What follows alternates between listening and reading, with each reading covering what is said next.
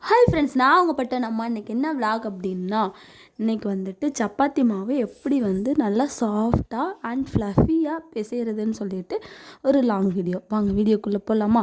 தேவையான அளவு சால்ட்டு போட்டுட்டு அதுக்கப்புறம் வந்துட்டு கோதுமை மாவு. இது வந்து நாங்கள் வந்து கடையில் வாங்கினது கிடையாது. இது வந்து எங்கள் எங்கள் ஊரில் போடுற ரேஷனில் வாங்கின கோதுமை தான். அந்த கோதுமையை நல்லா அலசிக்கணும். அலசிட்டு க்ளீன் பண்ணிவிட்டு நல்லா வெயிலில் காய வச்சு மிஷினில் கொடுத்து அரைச்சி எடுத்துகிட்டு வந்து நாங்கள் இது மாதிரி கண்டெய்னரில் ஸ்டோர் பண்ணி வச்சுப்போம். தேவையானப்போ எடுத்து யூஸ் பண்ணிப்போம். அதே மாதிரி எப்பயுமே மந்த்லி எங்கள் ஊரில் போடுவாங்க. அதை வந்து எடுத்து யூஸ் பண்ணிப்போம். நாங்கள் வந்து கடையிலலாம் வாங்க மாட்டோம். கடையில் வாங்குகிற மாதிரியே நல்ல சாஃப்டாக இருக்கும் அண்ட் ஃப்ளஃபியாகவும் இருக்கும். ட்ரை பண்ணி பார்க்கலாமா? சால்ட்டு போட்டாச்சு. அதுக்கப்புறம் தேவையான அளவு மாவு. நாங்கள் வந்து எங்கள் ஃபேமிலியில் நாங்கள் இப்போ எங்கள் 3 பேருக்கு மட்டும்ன்றனால 3 கப் எடுத்தாச்சு. அது ஒரு குட்டி கப்பு தான், அதனால் அதில் 3 கப் எடுத்தாச்சு. தேவையான அளவு சால்ட்டு போட்டுட்டு நல்லா மிக்ஸ் பண்ணணும். ஃபர்ஸ்ட் வந்து சால்ட் அதோட ஆட் ஆகணும் இல்லையா, அதனால் நல்லா மிக்ஸ் பண்ணணும். மிக்ஸ் பண்ணிவிட்டு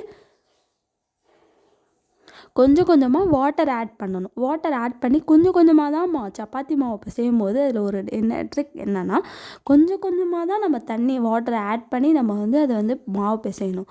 நிறைய ஊற்றக்கூடாது. வாட்டர் ரொம்ப முக்கியம்.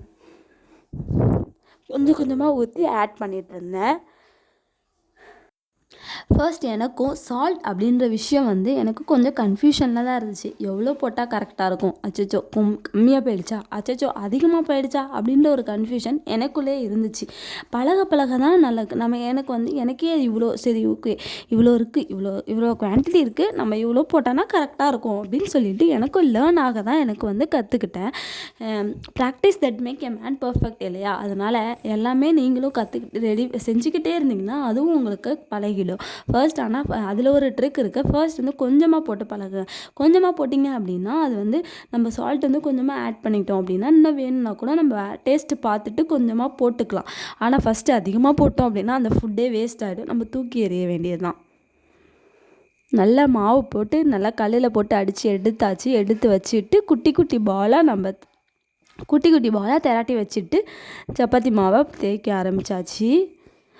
நாங்கள் வந்து இந்த கிச்சன் கவுண்டர் டாப்லேயே யூஸ் பண்ணிப்போம். இதுக்காக நாங்கள் வந்து சப்பாத்தி கட்டை வந்து யூஸ் பண்ணுறது கிடையாது. இதுவே நல்லா க்ளீன் பண்ணிவிட்டு நல்லா பவுட்ரு போட்டு தொடச்சிட்டு அதுக்கப்புறம் வந்து நல்லா ஒரு கிளாத் வச்சு நல்லா தொடச்சிட்டு ஈரம் இல்லாத வெட்டெல்லாம் தொடச்சிட்டு அதுக்கப்புறம் வந்துட்டு நாங்கள் அந்த மேலே ஆயில் யூஸ் பண்ணி மாவு திரட்டுவோம். அப்படி இல்லைன்னா மாவு கூட போட்டுக்குவோம். கோதுமை மாவு போட்டு கூட மாவு திரட்டுவோம். இந்த டைம் வந்துட்டு ஆயில் போட்டாச்சு. ஆயில் போட்டு நல்லா மாவு திரட்டி வச்சுட்டு தேவையான அளவு திரட்டி வச்சுக்கணும். திரட்டி வச்சுட்டு அதுக்கப்புறம் வந்துட்டு ஃப்ளேம் ஆன் பண்ணி சப்பாத்தி போடுவோம். தேங்காய் சட்னி கொஞ்சம் ரெடி பண்ணி வச்சுக்கிட்டேன். காலையில் வந்து குருமா வச்சுருந்தேன் இல்லையா, பாப்பாவுக்கு வந்து ஸ்கூலுக்கு வந்து பூரி கேட்டிருந்தாங்க. அதனால் அந்த குருமாவே யூஸ் பண்ணியாச்சு. எங்களுக்கு வந்து சப்பாத்தி நைட்டு டின்னருக்கு போட்டுக்கலாம் அப்படின்னு சொல்லிட்டு காலையில் யாரும் பூரி சாப்பிடல. பாப்பாவுக்கு மட்டும்தான் கொடுத்து அனுப்பினேன். நாங்கள் எல்லாருமே சாப்பாடு தான் சாப்பிட்டோம். ஸோ அதனால் நைட்டு யூஸ் பண்ணியாச்சு. தேய்ச்சி வச்சுட்டு நல்லா ஃபுல் ஃப்ளேமில் வச்சுக்கணுங்க. சப்பாத்தி போடும் போது மட்டும் ஃப்ளேம் வந்து பார்த்துக்கிட்டே இருக்கணும். ஃபுல் ஃப்ளேமில் வச்சுட்டு நல்லா சூடு ஏறினதும் கொஞ்சம் ஆயில் போட்டுட்டு திரட்டி வச்சுருந்த மாவை எடுத்து போட்டு திருப்பிக்கிட்டே இருக்கணும். திருப்பி போட்டால் தான் அது வந்து நல்லா ஃப்ளஃப் ஆகும். 2 சைடு ஈவனாக பாயில் ஆகும்.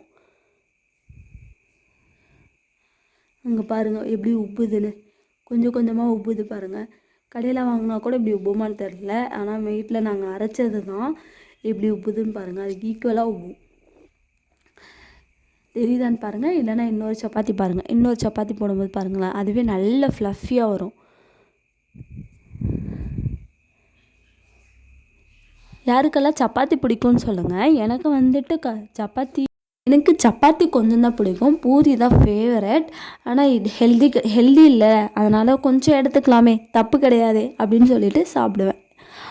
டிஃபன்னாலும் கூட ஓகே தான். சாப்பாட்டுக்கு நமக்கு டிஃபன் எவ்வளோ நல்லாயிருக்கும்ல, அதனால் ஓகே சாப்பிட்டுக்குவேன். யாருக்கு சப்பாத்தி பிடிக்கும்னு சொல்லிட்டு கமெண்ட் பண்ணுங்கள். நல்லா எண்ணெய் போட்டுட்டு ஆயில் போட்டுட்டு கல் சூடு இருந்ததும் ஆயில் போட்டுட்டு மாவு போட்டு திருப்பி போட்டுட்ருக்கேன். பாருங்கள் ஃப்ளஃப் காலையில் பூரி சாப்பிடுவோம், மதியம் சாப்பாடு சாப்பிட்டாச்சு. ஸோ நைட்டு தானே அப்படின்னு சொல்லிட்டு சப்பாத்தி காமிக்கிறேன் எடுத்தாச்சு. அங்கே பாருங்கள் எப்படி நல்லா இது எழுதிட்டுனா தான் அது வந்து நம்ம நல்லா உப்பும் திருப்பி பாருங்க மட்டும்தான் யூஸ் பண்ண. வேற நல்ல சாஃப்டாகவும் இருக்கும், நம்ம சாப்பிட்றதுக்கு பாருங்க நல்லா சேம் அது ஃப்ளஃபியாகவும் இருக்கும், ஹெல்தியாகவும். நீங்களும் ட்ரை பண்ணி ஆயில் ஒரு ஆயில் கமெண்ட். ஸோ அதனால எல்லாமே சப்பாத்தி ரெடி ஆயிடுச்சு. சப்பாத்தி அடுத்து குருமா சூடு பண்ணி எடுத்து வச்சாச்சு. அதுக்கப்புறம் சாப்பிட்டு தேங்காய் சட்னி எல்லாருமே போட்டு சாப்பிட்டு முடிச்சாச்சு.